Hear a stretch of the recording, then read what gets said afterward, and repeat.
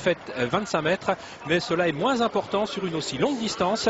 Ils sont en retrait, Oyonnax et Molne-du-Corta, et c'est parti du premier coup, et c'est bien parti pour Carla, Kazakh bleu ciel au centre de la piste, pour Quinoa du Gers à son intérieur, et pour Paris au fort qui les file tout de suite. Alors qui va s'emparer du commandement? Eh bien dans un premier temps, Philippe, ce sera Carla.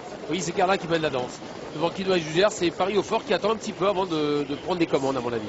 Le numéro 9, Carla, donc, qui pour l'instant prend ses responsabilités avec Franck Nivard, elle qui s'est montrée très décevante dans le Prix d'Amérique et n'a pas apprécié ce jour-là, dit son entraîneur Claude Campin, d'être présenté pieds nus. En deuxième position, Jean-Michel Bazir avec le numéro 4, Quinoa du Gers. Il a déjà remporté 3 fois ce Prix de Paris avec Jardy. Oasis GD, elle voulait le dos soit de Quinoa du Gers, soit de Paris au fort. Pour l'instant, elle est en troisième position. Paris au fort, on ne le voit pas, mais il est quatrième. C'est le numéro 7, Kazakh toute blanche. Gros plan actuellement sur les deux premiers du peloton. Où se trouvent les deux champions? Eh bien, Molne-du-Corta, Philippe, pour l'instant, ferme la marche. On sent que Pierre Lévesque attend que les choses se passent. Oui, il attend, je pense, d'avoir fait un tour, de repasser devant les tribunes. Il suit Oyonnax, il marque à la culotte, comme on dit. Les chevaux sont deuxième rideau. Voilà, ça se passe bien dans le deuxième wagon. Et pour l'instant, donc, alors que les concurrents vont pour la première fois aborder la montée de Vincennes, eh bien, nous avons toujours Carla qui est en tête avec Franck Nivard. Carla qui, on le rappelle, porte le numéro 9. Quinoa du Gers est en deuxième position. Jean-Michel Bazir, le numéro 4, Paris au fort, est toujours un petit peu né au vent à l'extérieur. Pour l'instant, il n'y a pas d'attaque et Christian Mijon eh bien, va peut-être attendre le passage devant les tribunes pour accélérer sensiblement et pourquoi pas tenter de venir relayer Carla si bien entendu Franck Nivard le laisse passer. Oasis GD, le numéro 6, est toujours sur une troisième ligne côté corde, la Kazakh bleue. Sur une quatrième ligne, nous avons Perlando. On s'observe beaucoup. C'est un tour de chauffe, comme l'on dit, où chacun donc a pris ses positions. Et bien entendu, dans ce premier tour, il n'y aura sans doute pas d'attaque. On voit que Paris au fort, avec Christian Mijon, se rapproche sensiblement du sillage de Carla, qui mène à allure régulière, mais pas très sélective. Quinoa du Gers est toujours dans le dos de Carla, c'est le numéro 4. Oasis GD sur une troisième ligne. Perlando sur une quatrième ligne. Et il n'est toujours pas question des deux champions, Oyonnax et Molne-du-Corta, qui sont toujours aux deux dernières places. Mais on ne s'inquiète pas encore de cette position puisqu'il reste encore, on le rappelle, un grand tour de piste à parcourir. Philippe, ça n'a pas bougé depuis le départ. Ah, écoutez, pour l'instant, ils ont fait, comme on dit, ils ont fait un tour cadeau, quoi. Un tour gratuit. Ça n'a pas bougé pour l'instant. C'est toujours les mêmes qui mènent. Personne n'essaie de se rapprocher.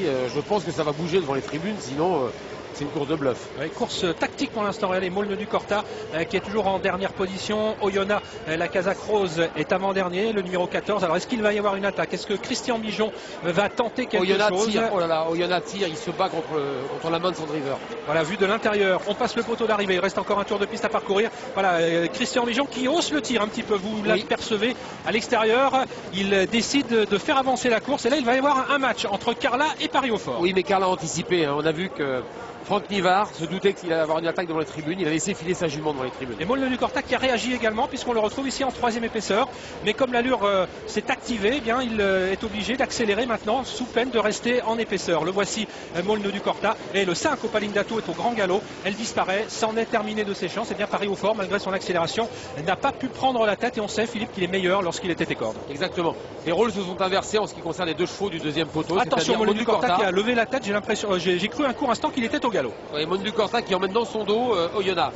Voilà, ça s'est inversé un petit peu.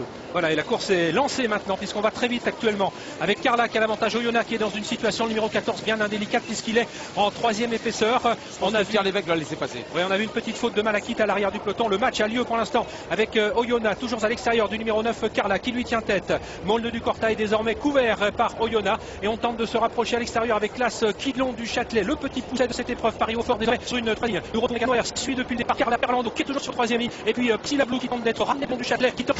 Attention à Private Love, le numéro 3, car on sait que son arme remonte à point de vitesse finale. Oasis GD s'est décalé du piège dans lequel elle se trouvait et où se trouve désormais Paris au fort, puisqu'il est complètement enfermé. C'est extraordinaire ce que réalise Oyonnax, puisqu'il a pu se rabattre devant Carla qui est un petit peu en difficulté. Quilon du Châtelet est toujours bien placé. Priscilla Blue qui semble avoir des ressources. Molne-du-Corta n'a pas d'un gaz démesuré. Molne-du-Corta il va bien, mais sans plus. Sans plus, oui. Et celle qui va peut-être le mieux, c'est Private Love, le numéro 3, qui a beaucoup de ressources maintenant. Oasis GD qui tente de venir à l'extérieur. On va peut-être vers un final surprise. Attention à Priscilla Blue également qui semble avoir beaucoup de ressources. Avec, oui, et Oasis GD qui sort à 3 maintenant. Oasis GD, le numéro 6, Molne-du-Corta est battu. Il ne se participera pas à l'arrivée de cette épreuve. Paris au fort se ressaisit bien maintenant. On va vers une grosse surprise à l'arrivée de ce prix de Paris avec Oasis GD qui attaque maintenant Oyonnax. Est-ce qu'il va pouvoir aller jusqu'au bout, lui qui a remporté le prix d'Amérique? Attention à Paris au fort qui revient à l'intérieur mais qui n'a pas toutes ses aises. Private Love qui finit bien tout à l'extérieur et qui va peut-être remporter cette épreuve. Oasis GD, Private Love qui lutte pour la victoire avec également Perlando, avec Priscilla Blue et Paris au fort. Et c'est Private Love, le numéro 3, qui s'impose devant Oasis GD. Paris au fort sera 3e,